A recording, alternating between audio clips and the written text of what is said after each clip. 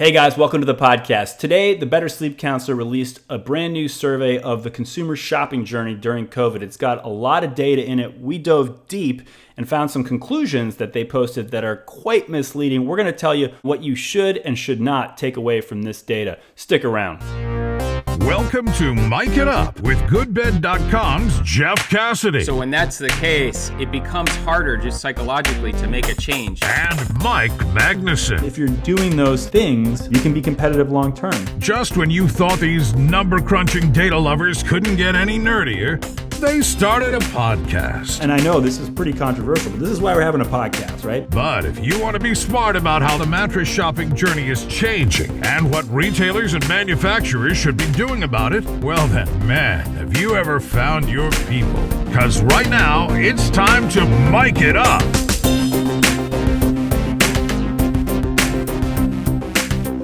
All right, well, we're sliding this in here for, it's kind of a Yeah, where is this going to go? yeah, we're going to just slide this into season one. It's kind of an emergency episode because this new data came out.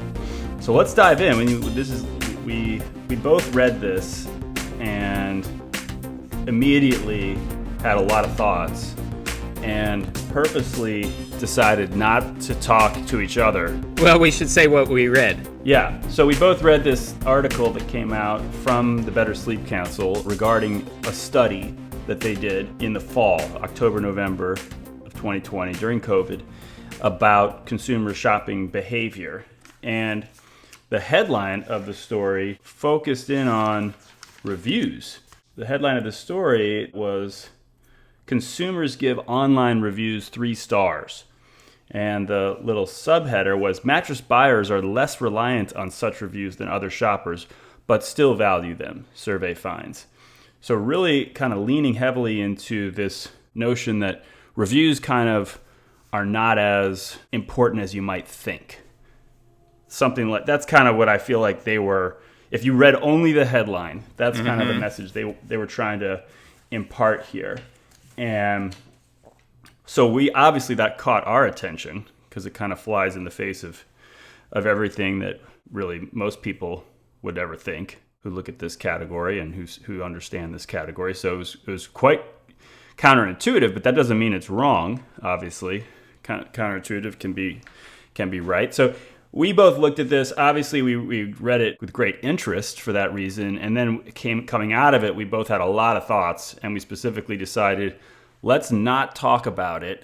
Like we were going to talk about it anyways, for sure. Right. But we said let's just actually record the conversation we would have had otherwise anyways, so that other people can benefit from our thinking on this. Yeah, and so I have honestly no idea what Jeff's thoughts are on this. They may not benefit. Yeah, but nonetheless. And it gives a little insight into kind of how Mike and I work. Yeah.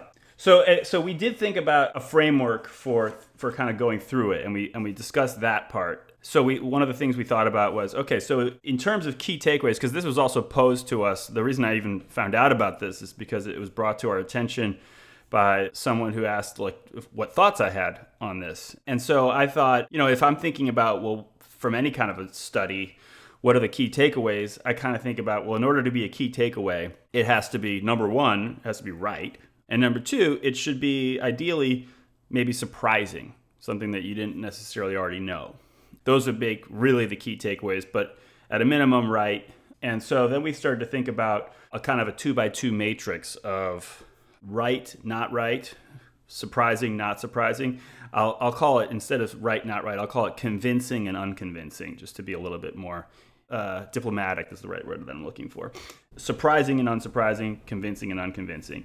And obviously that the one quadrant of that 2x2 matrix, unsurprising and unconvincing, doesn't really exist, because if it's unconvincing, it can't also be unsurprising. Like, I don't believe that's true, but also it's not even at all surprising that would be true. That doesn't really make sense. So there's nothing in that quadrant. So it's really more of a hierarchy of the other three quadrants where you go, well, obviously the most insightful would be the surprising and convincing. And then below that, you have convincing, but not necessarily surprising. And then the last would be, it's surprising, but it's not convincing. Like, we don't think it's right. And so we're going to talk through, like, because there's stuff that falls into all three buckets here in this article. At least in my opinion, there were. And so Jeff and I have not at all compared notes on that part. We're going to give our thoughts on which stuff falls into which of those buckets as we go through this. But let's start out with just what were your overall thoughts on the article and the summary of it, as well as we also looked at the data behind the survey. We went deep into the actual questions that were asked and the responses, the individual responses to those questions. So we've done our homework here. Well, obviously, just like you, I love data. So anytime there's a survey like this in the mattress space, I love it in general and appreciate the thought and effort and cost that goes into generating it. Like you, also the title that consumers give customer reviews 3 stars was shocking to me because it goes completely against everything that we see and hear from talking both verbally to people who call in, but more often responding to people who email, post comments, things like that. So it goes completely counter to what we see. So that was what pulled me right in right away.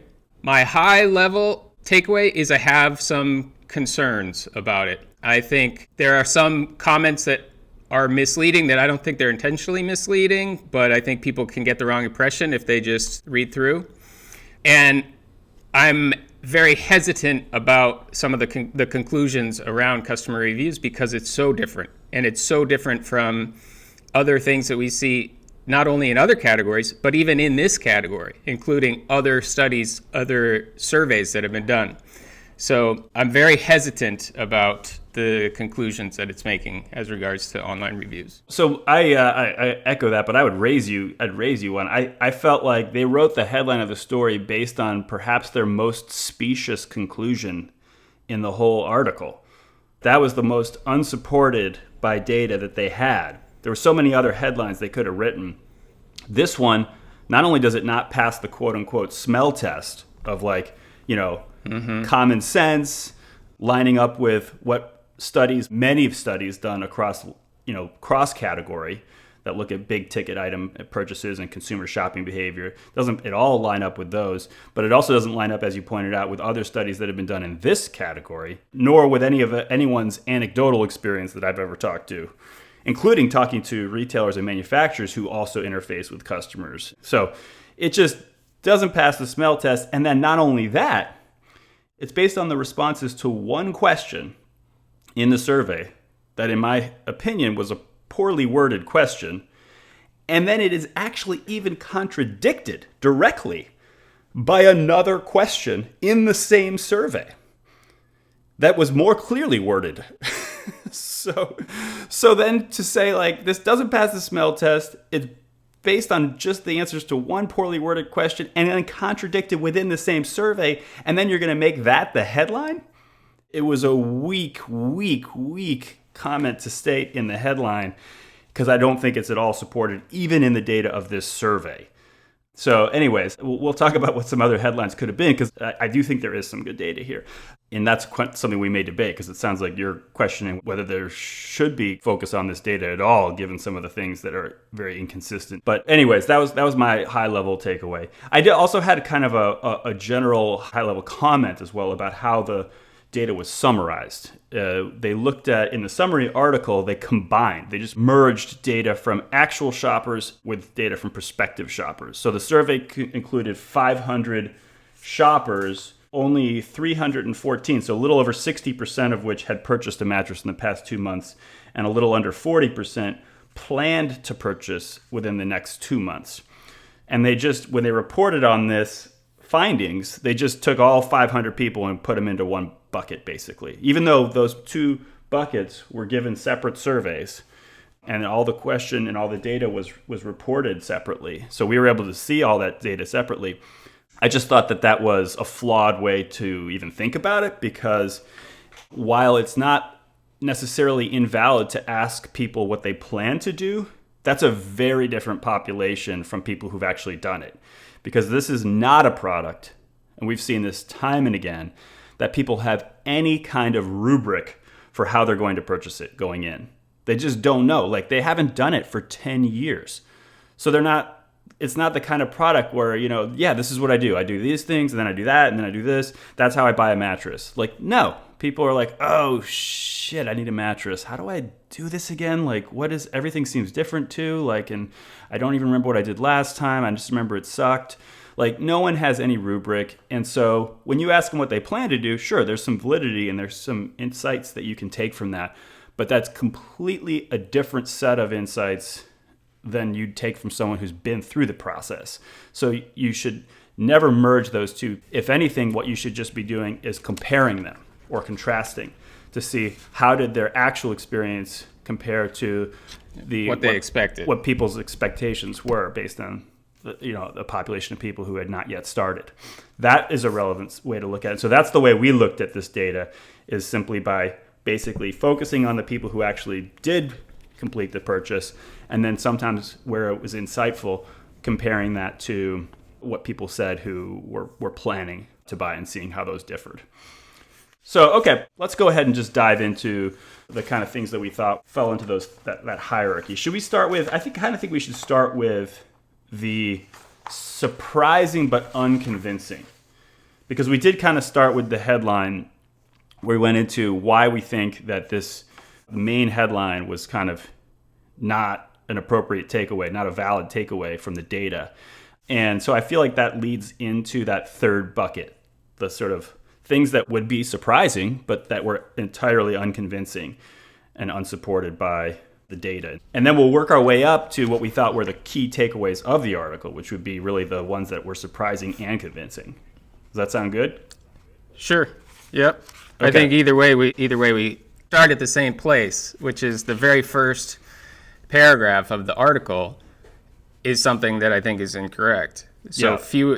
Fewer than half of the people looking for mattresses use reviews as part of their shopping journeys. Right. So that thing, I mean, it literally says 47%, which right off the bat, we'd say, okay, well, actually, the data actually said 51%, because you got to throw out That's the ones. where it's bundling the two. It's bundling the two. So you got to throw out the ones who talked about what they're planning to do, because that's irrelevant. But 51% of people who were actual buyers said they used reviews. So that's the real number. It was a little over half. But then even the summary goes on to cite two studies from other categories that said more than 90% of people read reviews before making a purchase decision, especially for big ticket items. So that immediately raises the question of like, well, why would mattresses, clearly a big ticket item that people don't know a lot about, why would they be so much lower? So, I think the most damning disconnect here that is just 100% contradictory is the fact that there's a question later on in the survey that asks what were the most important criteria to their final decision. So again, this is the same exact group of people, the 300 and some people who bought a mattress. 73% of this same group of people said online reviews. Now, how is it possible that 3/4 of the respondents said online reviews were important to making their final decision when only half read online reviews? It doesn't make any sense.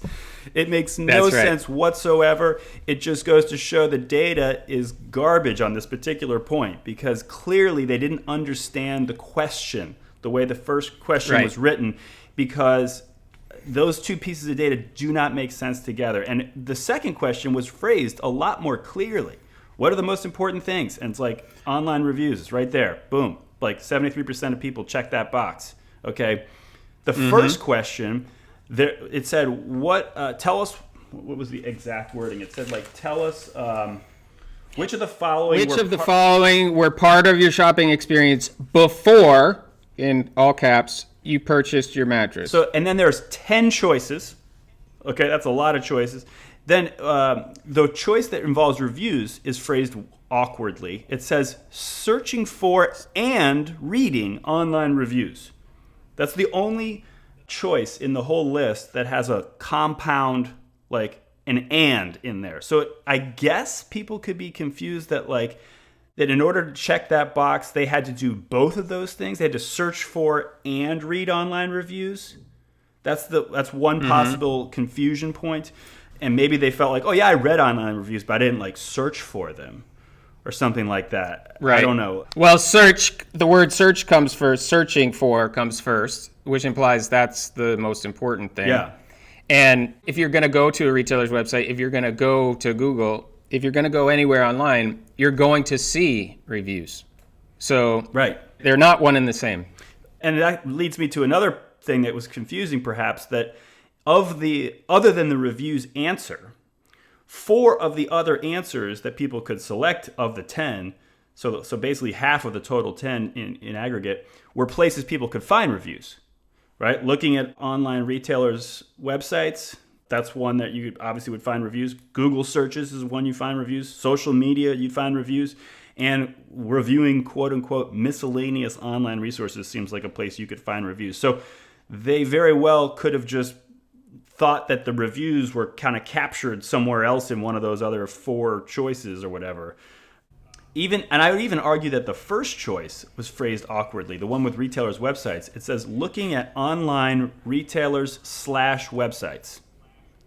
So if you went to like a mattress review website, you might think that that's captured under that one. Retailers/websites. Well, this was an online website, right? Like that falls into an online retailer/website. So it's phrased so awkwardly. By the way, I'm not necessarily saying that like if we had looked at these questions in advance, we would have seen all of these potential pitfalls immediately. But what is clear is that when you get the data back and it's completely contradictory to not only within the same survey and the same pool of respondents giving you completely contradictory answers, but also contradictory with kind of common sense and every other survey that's ever been done, that's when you have to look at it and go, oh, whoops, this clearly wasn't phrased ideally. We have to just own it, and then now we can't make a grand conclusion from that. And then you look at some of the numbers, and they just don't make sense. Like, it says only 56% of buyers went to retailer websites in their purchase journey. Like, how is that possible? Especially when you keep in mind this was done during COVID. So in this same survey, it says 54% of these same people bought their mattress online. Well, obviously, if you buy your mattress online, you have to go to the retailer's website. So basically, if you didn't buy online, you never went to a retailer's website during your entire purchase journey. That doesn't make any sense. Because I would guess, for example, that if you buy in that retailer store, there's probably like at least a 50% chance during COVID especially that you went to that retailer's website at some point during your purchase journey. At least. And there's no way that it's 0, which is what this data would suggest. So that was one thing that just did not make sense. Another thing that didn't make sense was it said how many people used Google. And only 54% of the respondents said they used Google. Who doesn't use Google when you're searching for something you don't know how to buy, like a mattress or whatever, anything? I mean, I could see like a few people, maybe if you're just a hardcore Amazon user, you just only go straight to Amazon or something like that. But there's no way that only 54% of the people buying a mattress use Google. I mean, that's just insane. So that didn't make any sense. Also, this is a tiny point, but to the point of precision in wording in surveys and how it matters, maybe in the actual wording that the survey taker saw, it mentioned search engines in general, but there would be some small percentage of people who used Bing or used DuckDuckGo or used some other Yahoo, some other search engine. Yeah, that's true. But that's a small thing. But I only bring it up to the point of precision in wording in surveys is really important. It is, for sure, yeah. And it can dramatically affect the data. Even honestly, though, even if the people were answering just as it relates to Google specifically, it's still way too low. I mean, Google's market share is like 90%, or 80% or something like that. So I mean, there's just no way that only 54% of mattress shoppers use Google.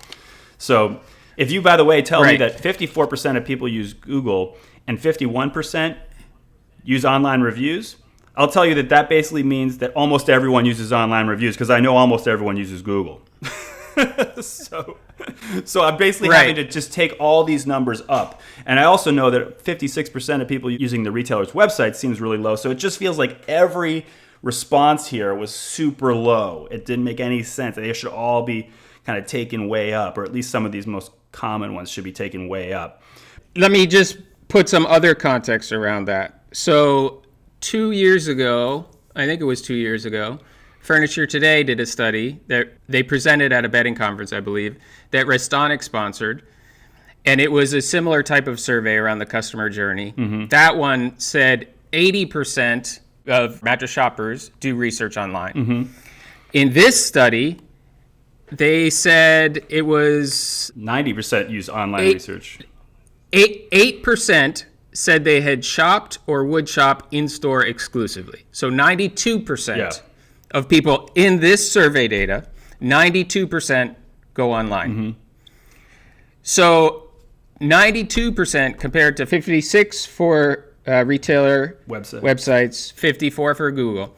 That compared to 92 doesn't make any sense. Yeah, you're going online. What are you doing online? If you're not going to Google, you're not going to retailers' websites, and you're not reading reviews, what are you doing online? It's also interesting that in question one, manufacturer websites aren't even on there. Mm-hmm. They left that off. I thought that was very curious too, because that seems like a logical thing that people would select as part of their journey. Right. I also thought it was super confusing that there were two separate but almost identical choices for whether you went to a retail store. This again, the question was, which of the following were part of your shopping experience before you purchased your mattress? One of the choices is visiting a brick and mortar mattress retailer. Another one of the choices is visiting a brick and mortar retailer / department store that also sells mattresses. Why would you have both of those choices? I'm not even sure what the difference is between those, other than the one mentions department store. But why, if you're going to distinguish between department stores and other types of retailers, do that clearly. Otherwise, why are you even having two choices at all? If the main thing you're trying to figure out is, did you go to a store that sells mattresses? Why not just say that? I mean, why have two choices? Or if you wanted to say, did you go to a store that sells only mattresses, or did you go to a store that sells mattresses and other things? Fine, do that. But that's not how this is phrased. So that was another odd thing. But that's one that in analyzing the data, you could say, for example, I want my percentage to be somebody who responded positively to either one of those. Yeah.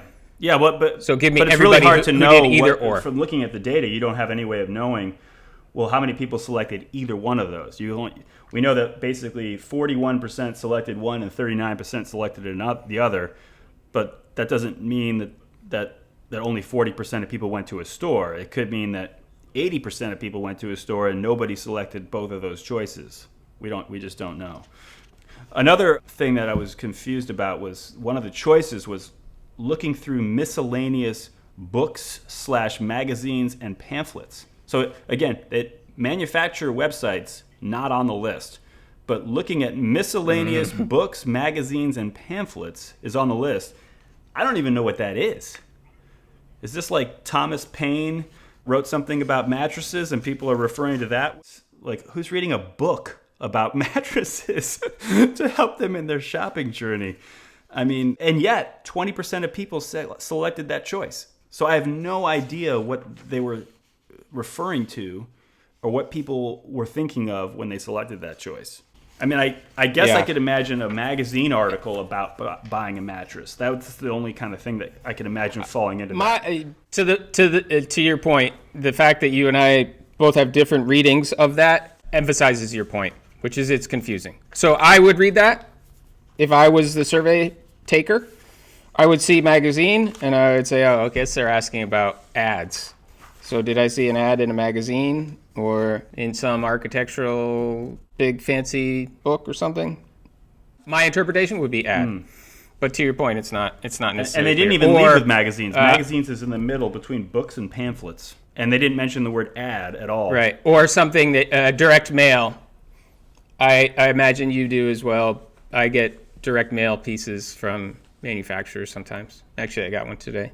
So that would be something, but basically, I would interpret it maybe as those people all read the Dos Marcos book. That's probably what it was. These are all, that's just shows. That's why this thing is an Amazon bestseller. Good. I think a lot of mattress shoppers are reading that thing. That's my new theory. Yeah, almost 20%. Almost 20% of people. They hit up that Dos Marcos That's book. pretty good. Well, luckily they didn't say listen to Good Bed Podcast. I would have been 60% minimum.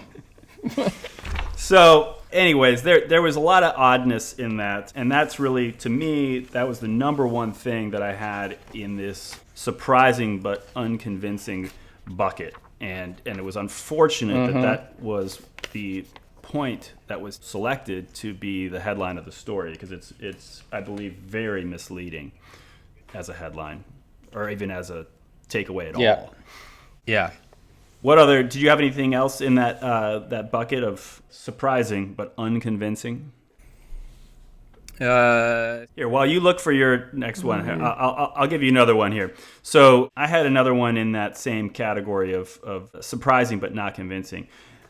Broader Better Sleep Council research in 2020 asked consumers what type of information they seek when mattress shopping, and online reviews came in third on the list, 44%, following price comparison at 55% and promotions and sales at 45%. So they're basically referring to a different survey that they did in 2020, and they're kind of saying, oh, this ties out to that because online reviews came in third there. Well, first of all, price comparison and sales and promotions are the same thing. Okay? Like that's all about like what people are going to pay for the mattress. So, of course, those two things come in similarly, and of course, those two things come in first because pricing is obviously going to be critical for any big purchase people make, right? But if you basically consider pricing and sales and promotions are the same thing, online reviews came in second, okay? And when you consider the fact that price is a zero-sum game, right? There's nothing, if you give a little bit on price, you're taking a little bit from yourself, right? Like there's no finding a win-win in price. Basically, online reviews were the most important factor that a retailer and or manufacturer can use to actually create value. So to cite that data and say, previous research also showed that online reviews are not that important, or to even suggest that, is completely, again, a misleading takeaway in my view. Because really what they should be taking away from that data is that online reviews are the number one thing that a retailer and manufacturer can use to create value. Because they're the number one thing people care about behind price, which you can't really create value with. Another one that I had was in the article, they said, while mattress purchasers made less frequent use of consumer review sites, they ranked them first in terms of usefulness in their shopping journey. Of respondents who recently purchased a mattress, 62% ranked consumer websites in the top 2 in terms of usefulness. So this just doesn't make sense to me. That consumer review sites can be the most important, yet they were so infrequently referenced as part of the journey. Well, it was very confusing. The portion of people who were asked that question was not all of the people. It was only the 51% of people who said that they used reviews even got asked that question. Okay? So it was like 160 people got asked that question. Then on top of that, it's super confusing because the summary says consumer review websites, but the question that they're citing that data from, the answer said consumer review website, singular, parentheses, meaning Consumer Reports. Yeah, Consumer so really Reports, what they should have said is that Consumer Reports, 62% of people who said they looked at reviews and said they looked at Consumer Reports said that Consumer Reports was one of the top 2 sources of reviews that they used. That's all it's saying. So it's not even measured by everybody who said they used reviews. It's not even that entire 160 that's based on. It's based on the subset of that 160, which is already a subset of the 300 and some who bought the mattress in the last 2 months. It's the subset who Yeah, used you're right. reviews and said they used Consumer Reports, and then like something like a quarter of those people said it was their number one, which was rather low, but then a lot of people put it as number two. So then they say, and then when they put it in the summary, it reads like consumer review websites, plural. It's just not at all clear. So anyways, that was very confusing, but that's what that data means. Okay. So great point on what you just said. I hadn't read it that way. So to the point of not being clear, it was confusing to me too. That same point is in their question 6 on the survey, and in the article, it was somewhat surprisingly, given relatively low use of review sites, online reviews ranked relatively high in terms of importance in shoppers' purchase decision. Exactly. That's the point I made earlier, that 3/4 of people who took this survey said that online reviews were really important to their purchase decision. And so that's absolutely an impossible statistic if the other one, that 51% of people read reviews in the first place, were to be true. It's just the two cannot be true together. Right. And one of them is phrased a lot more clearly than the other. And one of them, that one also happens to jive with common sense and every other survey that's ever been done. So if I'm putting my money on which one of those is right, I'm definitely putting it on the second one, the 3/4. Mm-hmm. By the way, that ties very closely to the Furniture Today Restonic research, where it was north of 73%. 73% read online reviews for baby boomers, 76 for Gen X, 83 for millennials. And that was for mattresses, right? That wasn't general research. That was mattress specific. That was mattress specific, and it was Right. 2 years ago, 2018, Exactly. early 2019, I think. I had another thing that totally refutes this point, that this data that only 51% of people use reviews or whatever. There was a comment like 52% of consumers who used reviews went to mattress review websites. Okay, which is, by the way, already given their data, it's 52% of a subset of the total. So it's 52% and 51%. So they're basically saying 27% of buyers go to mattress review websites. This doesn't even remotely add up, right? When you say that 27% of all buyers report that they went to mattress review sites, there's roughly 20 million mattresses sold a year, right? Do some rough math here. 20 million mattresses sold, that's 27% would be a little over 5 million people, okay? Goodbed alone has seen about 4 million mattress shoppers in the past year, okay? Then you take the other 140 mattress review websites that we track and you aggregate all of their traffic. I guarantee you aggregate all their traffic across YouTube and their websites and what have you, you're going to get at least 10 to 20x our traffic, okay? So that's 40 to 80 million people. Now, granted, I understand. You'd have to eliminate There's the double people who go to counting multiple. because some people go to more than one site. And I also understand that there are some people Correct. who are on these sites and don't end up buying. Okay? But there's no way that 40 to 80 million comes down to 5. There's a 0.0% chance that only 5 million of the 20 million people who bought a mattress in the past year or whatever, even if it's 25 million, even if it was a big year, there's a 0.0% chance that number is only 5 million or whatever. There's no way that all those people are on these review sites, our site, other sites. The content isn't that interesting. We've said this a million times. Like, if anyone can say that, it's us. We can say it about our own content. It's just not that interesting unless you're shopping for a mattress.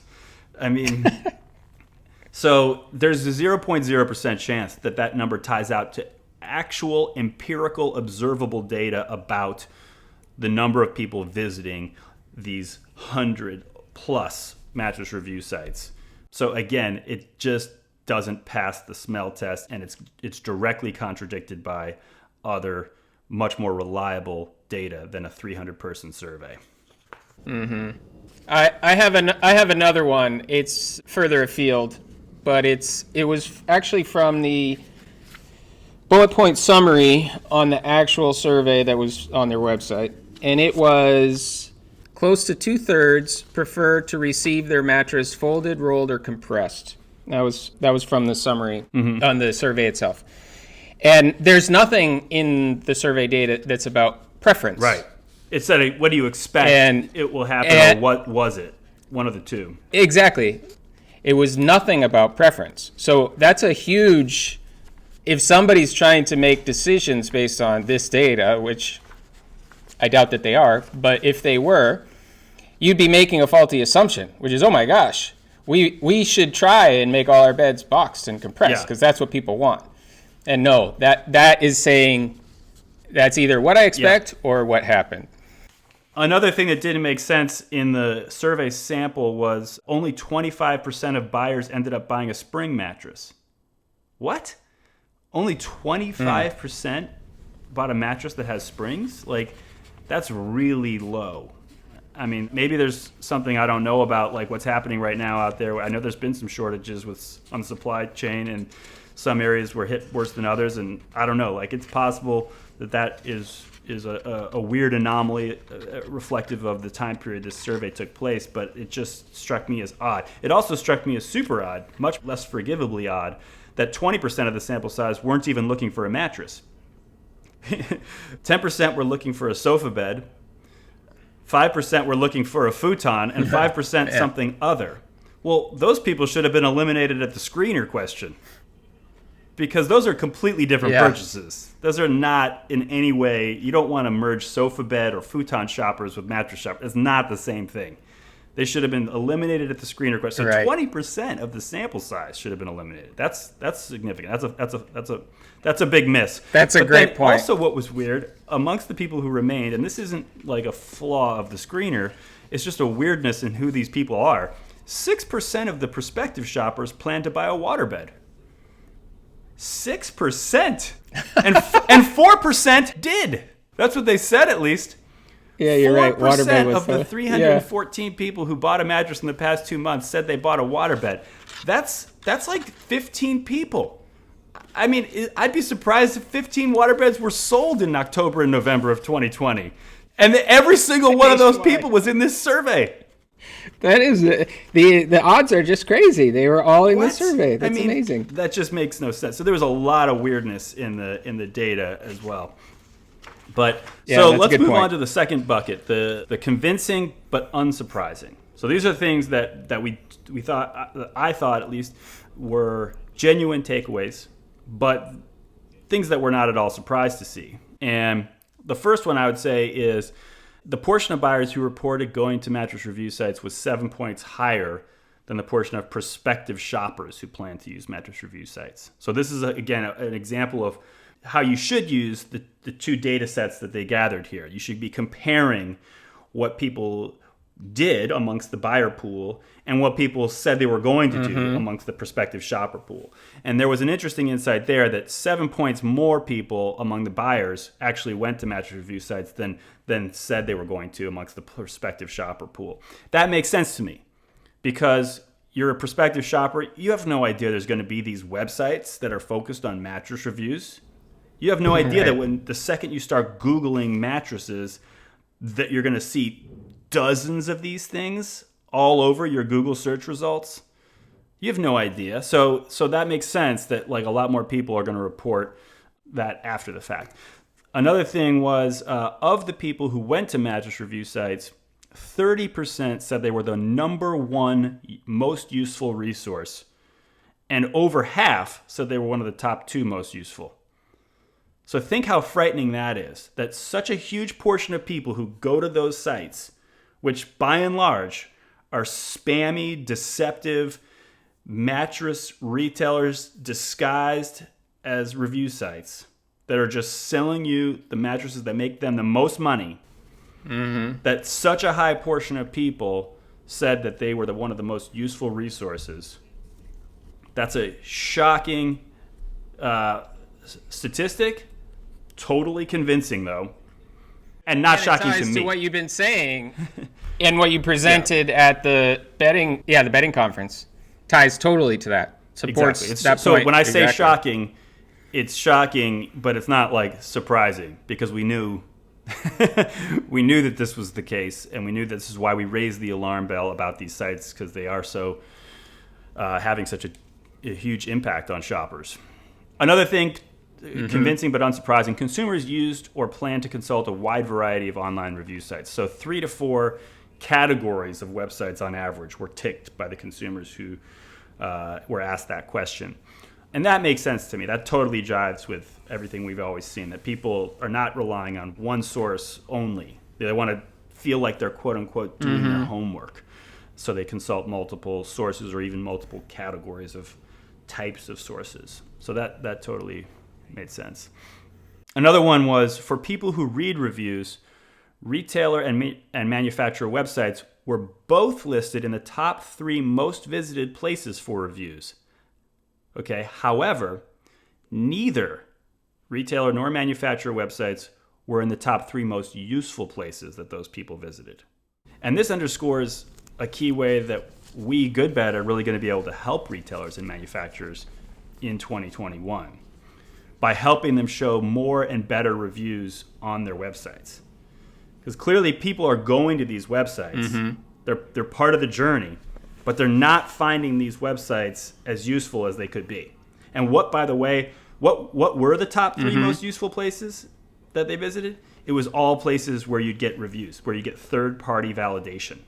It was we talked about the consumer reports. It was social media. It was e-tailers, like basically Amazon, where you're getting reviews.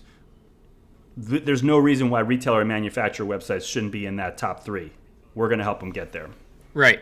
And traditional manufacturers and traditional retailers, they have low numbers of reviews, both for products and for stores.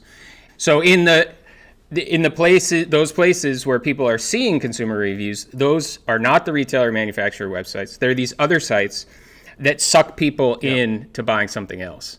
That's a huge problem that we, like you said, we are excited to help solve. Exactly.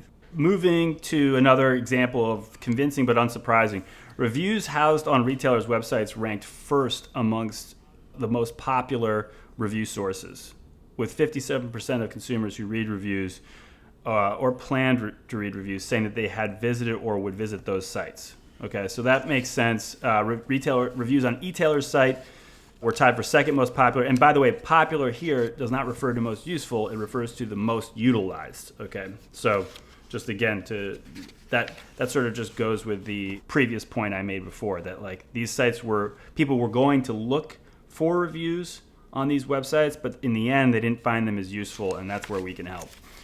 We talked a little bit about this next data point. 73% of buyers said online reviews were important to their final purchase decision. This, again, convincing to me. This totally jives with other data, as you pointed out, but not at all surprising. This is what we would have expected, that at least 3/4 of people think online reviews are important to their final decision. This, by the way, was 11 points more than Mattress brand. Okay, so reviews are more important than Mattress brand. Again, I put that in the convincing but unsurprising category, though, because I really do think that reviews, people come into this category, they don't bring a lot of brand loyalty in our experience. They're looking to see, show me what you got. Like, what can you do for me? You know, like, and show me the proof in the reviews. Yeah. And by the way, reviews is also 20 points higher than recommendations from friends and family. So again, I think that's a worthwhile point to note. But unsurprising that people in this category will value reviews, from strangers over recommendations from friends and family. Yeah, it's good that recommendations from friends and family is lower. It's good because recommendations from friends and family tend to be misleading. They tend to or potentially completely irrelevant. Yeah, that's why they're misleading. Yeah, because they're not relevant to that. People don't know how to translate them. One that was convincing but not surprising. 54% of people had bought or planned to buy online, compared to 41% to bought or planned to buy in a store. That's not surprising. It ties very closely to what we see in our own data. So that was one just reinforced. During COVID. That's like a COVID. Yeah. And this is a COVID period study too. Another one that was not surprising, but also convincing and good to see data was people willing to travel 20 to 40 minutes to a store. So that might be thought of as a lot by some people, and that is like 80%. over Did you say the number? It was 80%. I did. That would travel up to 40 minutes. Yeah. But yeah, 80%. So not surprising to us. It's something you've been saying for a while too, that people are willing to drive much further than you'd think, and this data supported that. I agree, and well. I totally unsurprising, as you said. I've been saying that for years, but it does directly contradict conventional industry wisdom, which is that people will go to the closest store, and that's the whole reason we have so many stores. That's the whole reason why any given chain has so many stores in the same market, is because there's this conventional wisdom that people are just going to go to the one next to them, so we better have one next to them, because if the competitors are closer, we'll lose that business. And I've been saying for years that if you do a good job online and you get found online and you make yourself the place that people want to go based on how you present yourselves online, that matters way more, and people will drive way further. They'll drive right past 10 of your competitors' stores to get to yours because their journey is moving online and the decision of their journey is moving online. So, And by the way, on that point of the decision journey moving online, in the same bucket of convincing but not surprising, there was a statistic: 1/3 of consumers who reported shopping entirely online still made their purchase in a physical store. Okay, that was something that it was written in the summary article that just made no sense, right? Did it say made their purchase or their decision was finalized? It said 1/3 of consumers who reported shopping entirely online still made their purchase in a physical store. That was the direct quote from the article. This obviously doesn't make any sense, because if you... Right, you didn't do it all online if you bought it in a store. Yeah, especially because the reason why they went to the store, it was later in that same sentence or that same paragraph, it was said that the reason they went to the store was to try and test the products and compare them. So if you went to the store to try and test and compare, well, clearly your entire journey was not online. You had a critical step there, in my mind, a critical step. But what I think is an important takeaway from that is that it speaks to the point that in the consumer's mind, their journey was entirely online. Even though, they went to the store at the end and they tried it and compared it and whatever, in the consumer's mind, their whole decision was pretty much made with their online research. That last step was a perfunctory step. And so from the retailer standpoint, it's really critical to understand that particular takeaway of this data point, because that means that unless you showed up online when they were doing their research and were compelling as a reason to shop there, you were never going to be the store where they did that perfunctory last step. You were never going to be that. Only the ones who showed up online were going to be the ones who got that step and who ended up getting that sale. So that was that really came through in this data as well. But again, not surprising, because we've been saying all that stuff all along. Another one I would put in this category, low-hanging fruit. 90% of all shoppers, as you pointed out earlier, used at least one online information source in their buyer journey. I mean, to us, if anything, that seems low. Just because we know that so many people use online. But easily 90%. That surely makes sense. Another one, more than 55% of online buyers included online reviews in their journey, while only 38% of in-store buyers did so. Also, about 80% of online purchasers ranked online reviews as a top 2 influence, while only 65% of in-store buyers gave it a similar rank. So essentially, in-store buyers would not say online reviews are quite as important as online buyers, because of the fact that, of course, online buyers have literally nothing else to go on, right?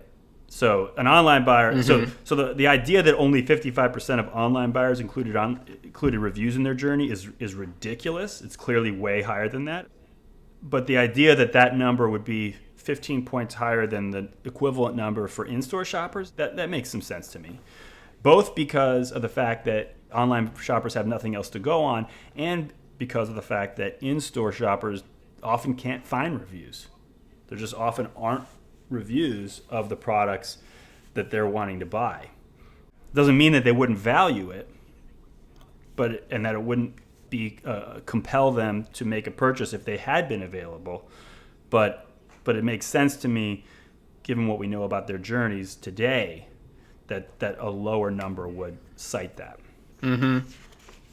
So that was all I had at number 2. Did you have anything else in that second bucket of convincing but unsurprising?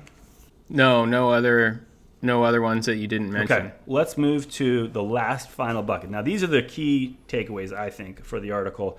The convincing and surprising.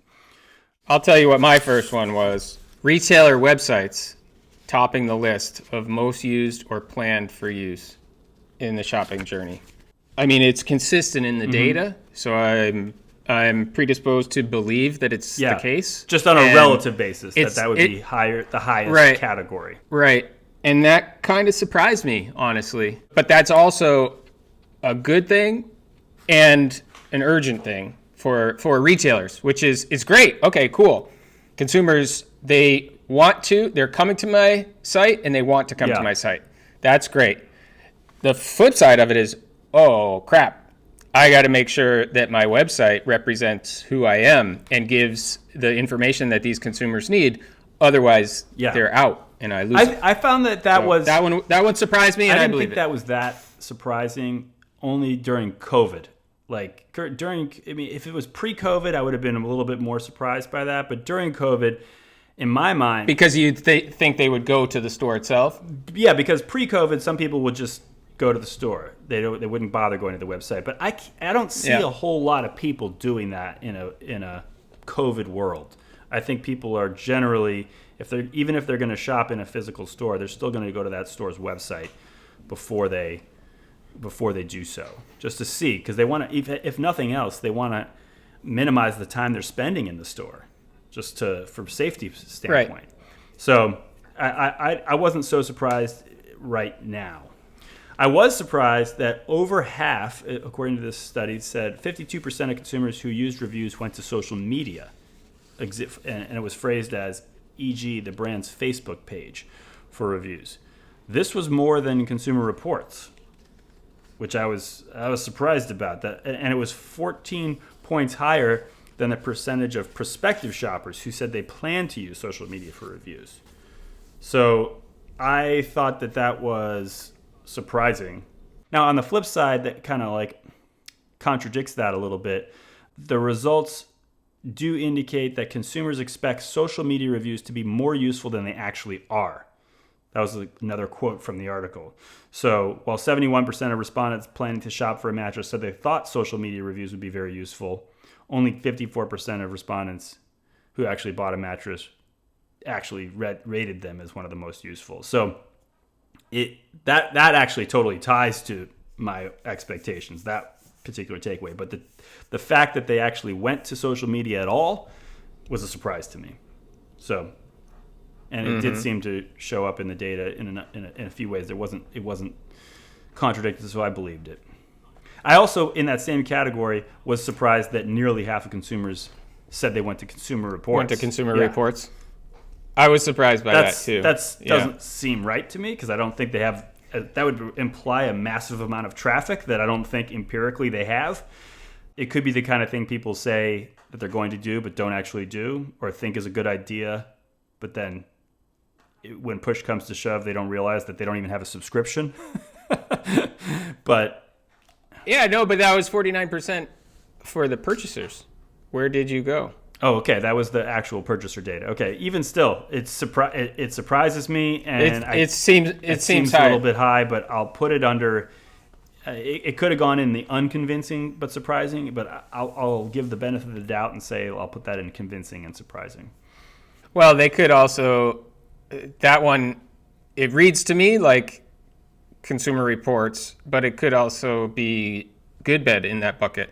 I mean, we're the largest platform for consumer reviews. So if somebody went to Goodbed, if I'm looking at that list, if I was the survey taker, I would put Goodbed in that bucket. It's possible. It's hard to say.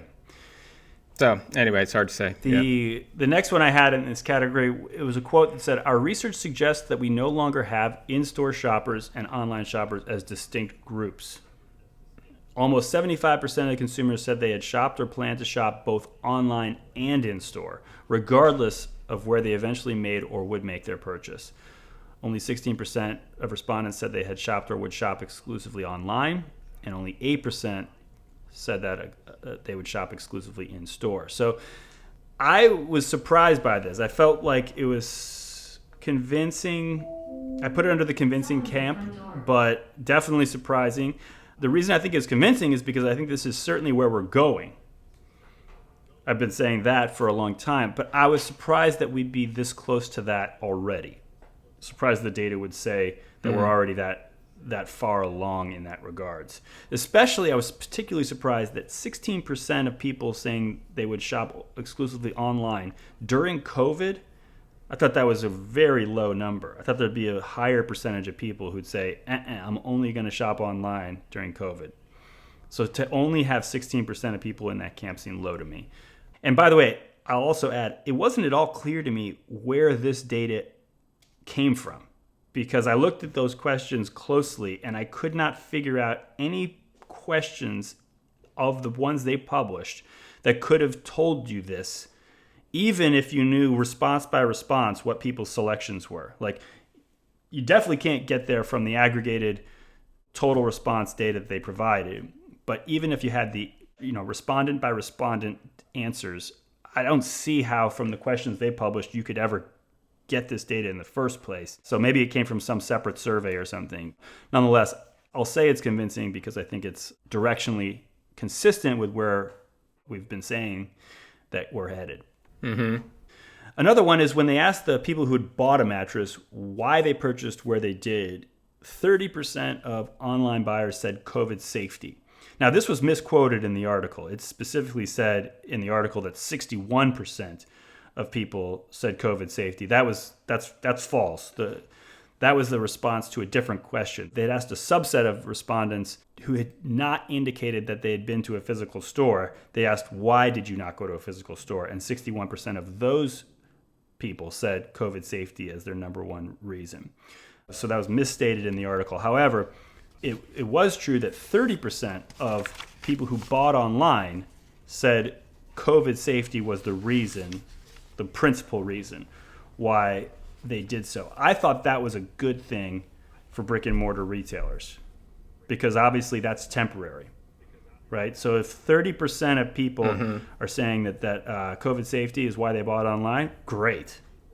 In 12 months, when hopefully COVID safety is no longer a factor, that goes away, and now we're back to competing on the rest of the factors.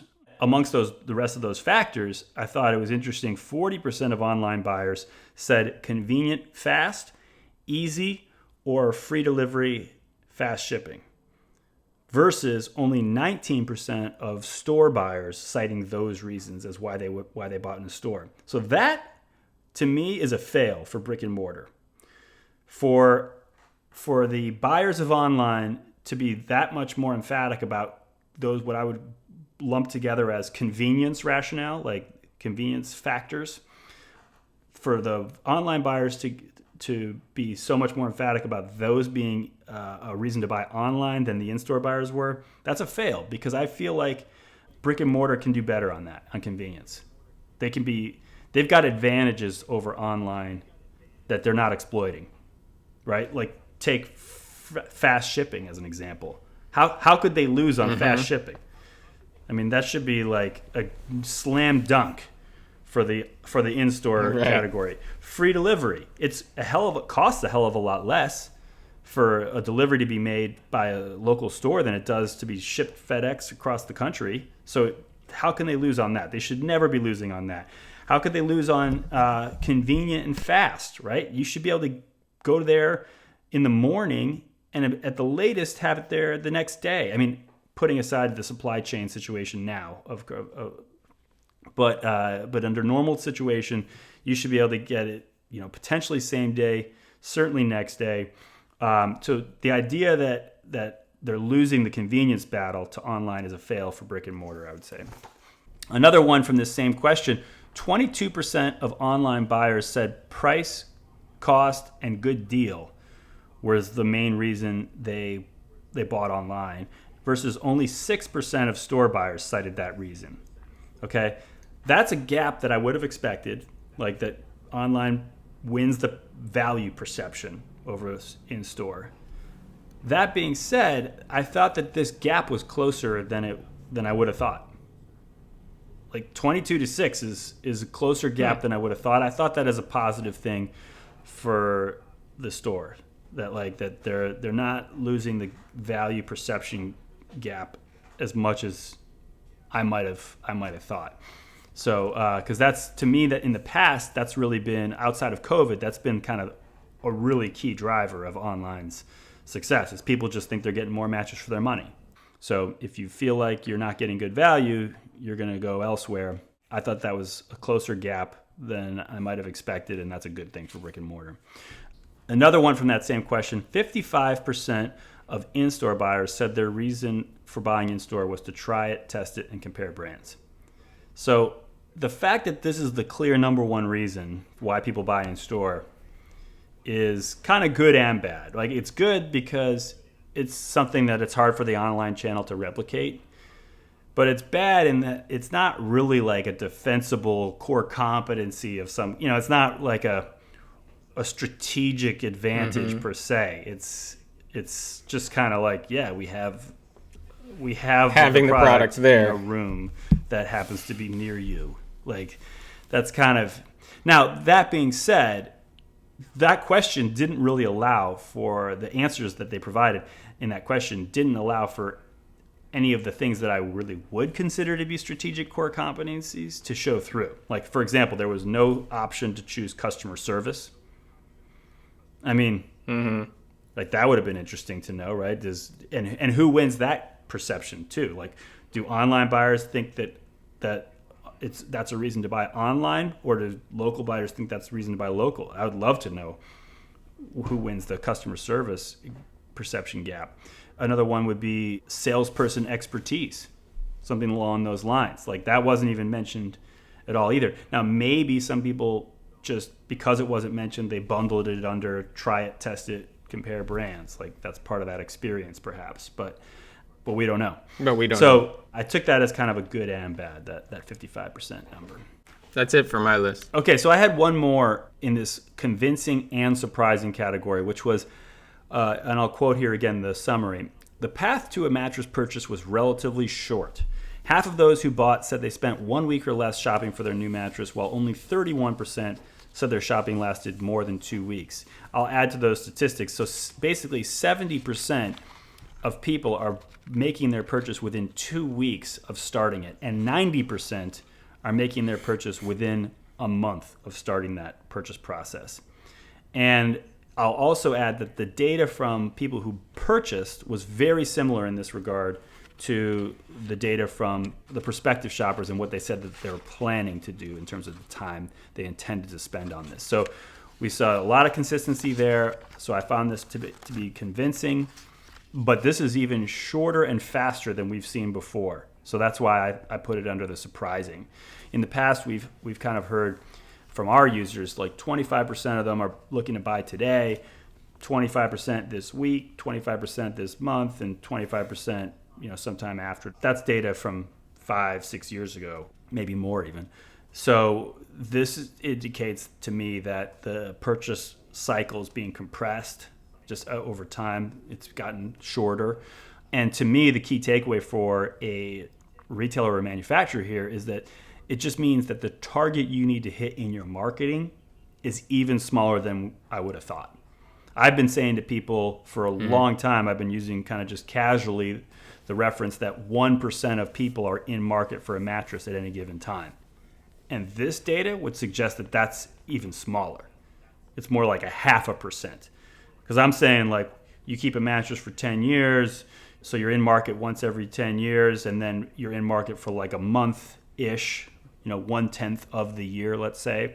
Well, that's 1% at any given time. Well, this is saying you're in market on average for less than 2 weeks, right? So even if you're replacing your mattress more often than once every 10 years, it's still well less than 1% of people who are in market at any given time.